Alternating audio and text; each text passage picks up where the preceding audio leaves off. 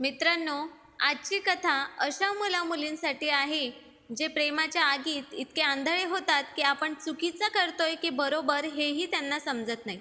आणि मग त्याचा परिणाम इतका भयंकर असतो, की त्याचा विचार करूनही आत्मा हादरतो. तुम्हाला विनंती आहे, की ही कथा पूर्ण ऐकावी. कदाचित या कथेमुळे एखाद्याचे नाते तुटण्यापासून वाचेल. मी एक सरकारी शिक्षक आहे, पण कॉलेज माझ्या घरापासून खूप दूर आहे. त्यामुळे मला बाईक किंवा कारने कॉलेजला जावे लागते. एके दिवशी मला एक अतिशय सुंदर मुलगी भेटली. ती रस्त्यावर एकटीच उभी होती. लिफ्ट घेण्यासाठी तिने माझ्या गाडीसमोर थांबण्याचा इशारा केला. मला वाटले कदाचित कोणीतरी अडचणीत असेल, म्हणून मी ताबडतोब गाडीला ब्रेक लावला. पण ती काही अडचणीत नव्हती. तिला फक्त माझ्याकडून लिफ्ट हवी होती. बरं, मी एक दीर्घ श्वास घेतला आणि तिला माझ्या गाडीत बसवले. संवादाची प्रक्रिया सुरू झाली. पण हे काय? मी तिला काही प्रश्न विचारण्याआधीच तिनेच माझ्यावर प्रश्नांचा भडीमार केला. तिची वृत्ती पाहून मला खूप आश्चर्य वाटले आणि मी शांतपणे तिच्या प्रश्नांची उत्तरं देत राहिलो. त्याचा परिणाम असा झाला की गाडीतून उतरताना तिने एकच गोष्ट सांगितली की मला तुम्ही खूप आवडलात. मी जिल्हा कारागृहात लेडी पोलीस इन्स्पेक्टर आहे. आमच्या कुटुंबातील सदस्यांनी तुमच्याबद्दल जे काही सांगितले ते सर्व खरे आहे. मला तुम्ही खूप आवडला आहात. एवढं बोलून ती निघून गेली. तिचे बोलणे ऐकून मला खूप आश्चर्य वाटले. जणू माझा श्वासच थांबत होता. स्वतःवर नियंत्रण ठेवत मी पण माझ्या घराकडे निघालो. घरी गेल्यावर मला कळले की माझ्या घरच्यांनी त्या मुलीशी माझे नाते निश्चित केले आहे. काही दिवसांनी ती मुलगी पुन्हा भेटली, पण यावेळी आमची बोलण्याची पद्धत पूर्णपणे वेगळी होती.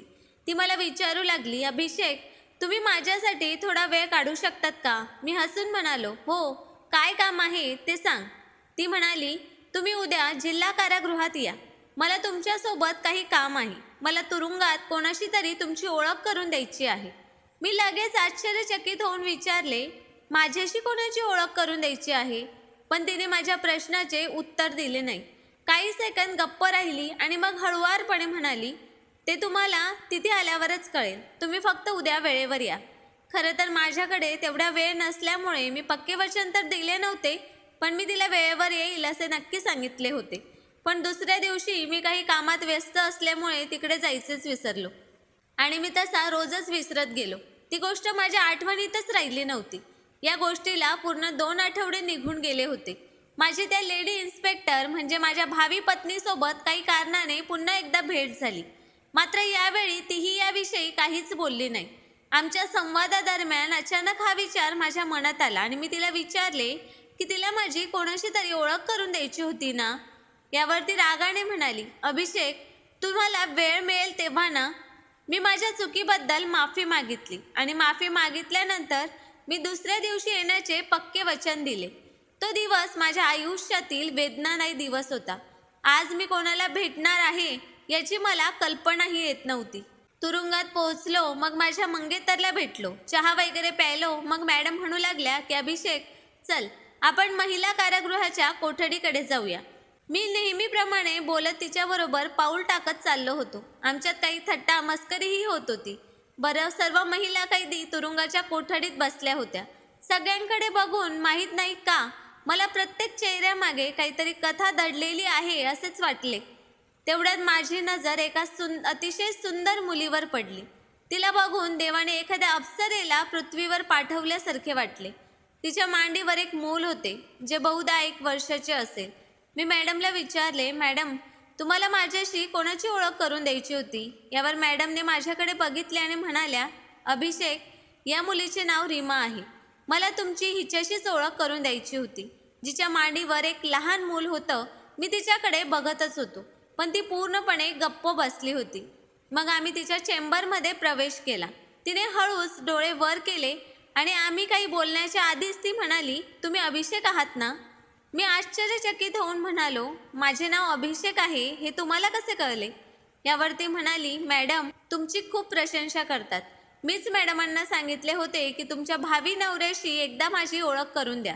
आणि मॅडमसुद्धा मला रोज एक वचन देऊन निघून जातात की मी अभिषेकला नक्की भेटायला घेऊन येईन.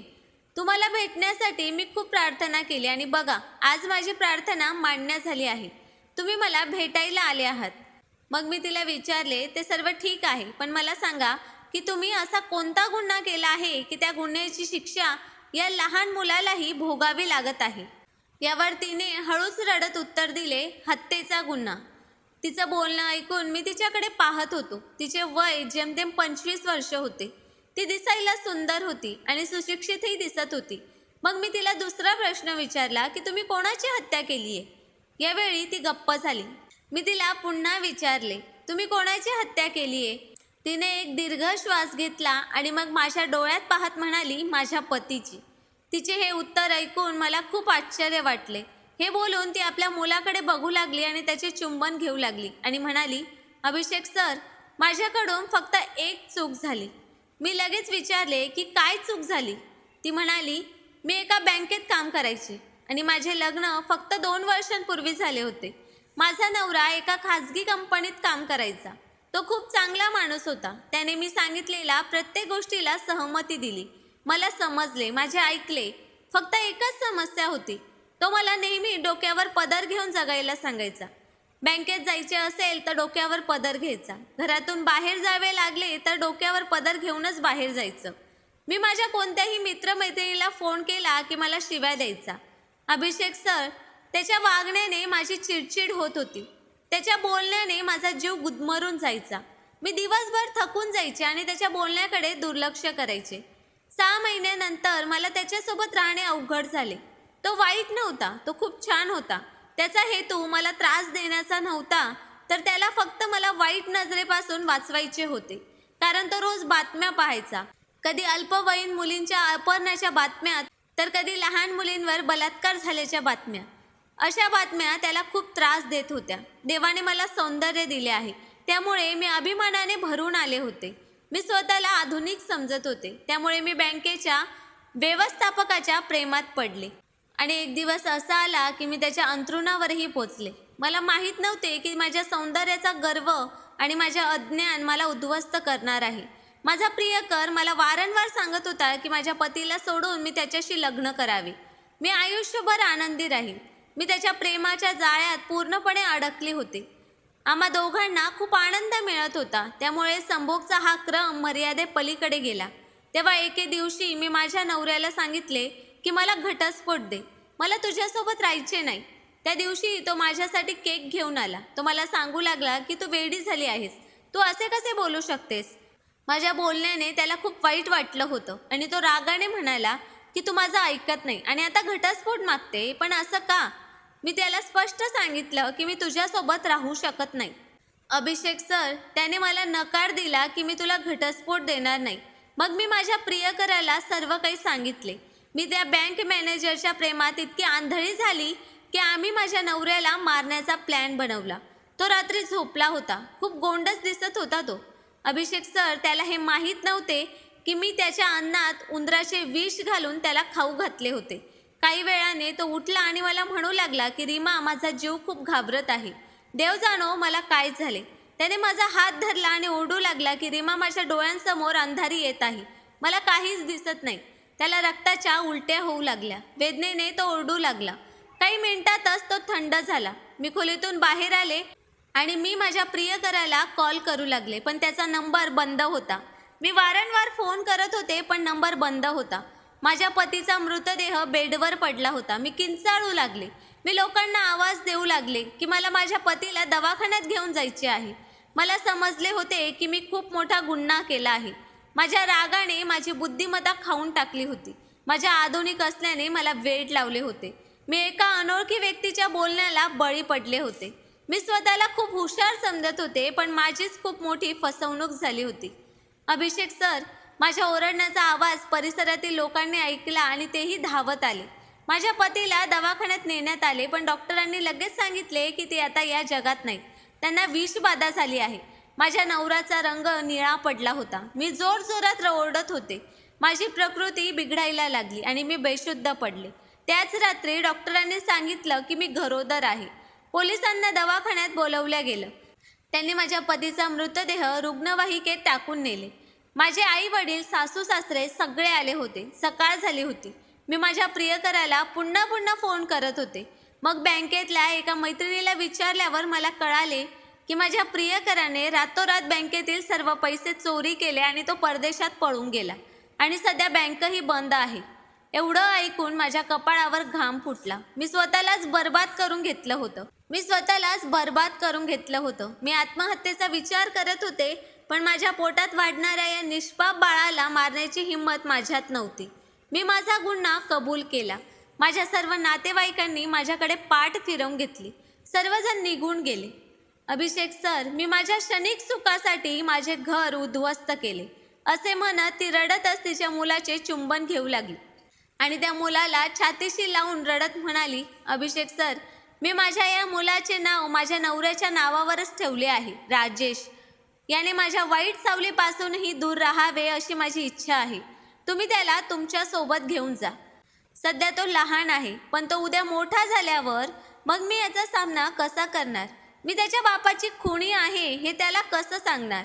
तिचं हे बोलणं ऐकून मी त्या मुलाच्या निरागस चेहऱ्याकडे पाहू लागलो. कायद्याची बंधनं असल्यामुळे मी मुलाला घेऊन जाऊ शकत नव्हतो. हा तिच्या आयुष्यभराच्या तुरुंगवासाचा प्रवास आहे. तिच्या एका गुन्ह्याने सर्व काही उद्ध्वस्त केले होते. तिला तिच्या गुन्ह्याचा पश्चाताप होत होता, पण आता काय उपयोग? तिचे निरागस मूल छताकडे बघत खेळत होते आणि गोंडस आवाज करत होते. मी त्याला उचलले आणि त्याने माझा हात धरला. ते छोटे छोटे हात बरंच काही सांगत होते. तो कदाचित विचारत होता की मी या तळघरात का आहे, किंवा कदाचित माझं भविष्य काय असणार, किंवा कदाचित हा समाज त्याच्याकडे कसा पाहणार. थोड्याच वेळात तो माझ्याशी जुडला गेला. तो त्याच्या आईकडेही जात नव्हता, पण तो पुन्हा रडू लागला. कदाचित त्याला भूक लागली असावी. ती खेळणी, तो झुला, आपल्याच माणसाचे प्रेम, हे सर्व त्याच्या आईच्या एका चुकीने त्या मुलापासून हिरावून घेतले होते. मी रीमाच्या डोक्यावर हात ठेवला आणि म्हणालो, देव तुला संयम देव. आणि माझ्या डोळ्यातून अश्रू येण्यापूर्वीच मी तिथून निघू लागलो. त्या निरागस मुलाचे रडणे माझ्या प्रत्येक पावलाला चिकटून होते, पण मी असहाय्य होतो. मी काही करू शकलो नाही. मित्रांनो, तुम्हा लोकांना जीवन कधी समजणार आहे?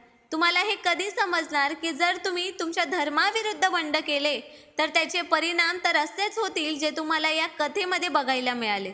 असे हे प्रेम फक्त 2 दिवस टिकते, फक्त 2 क्षणांची मज्जा असतेही, पण तीच व्यक्ती आयुष्यभर आपल्या सोबत राहते, जिला आपला धर्म, आपला समाज आयुष्यभर सोबत राहण्याचे वचन देऊन आपल्याशी जोडतो. मित्रांनो, कथा कशी वाटली ते कमेंट करून नक्कीच सांगा. आम्ही नेहमीच तुमच्या कमेंट्स आणि लाईकची वाट बघत असतो. आणि कथा आवडली असेल तर चॅनलला सबस्क्राईब करायला पण विसरू नका. धन्यवाद.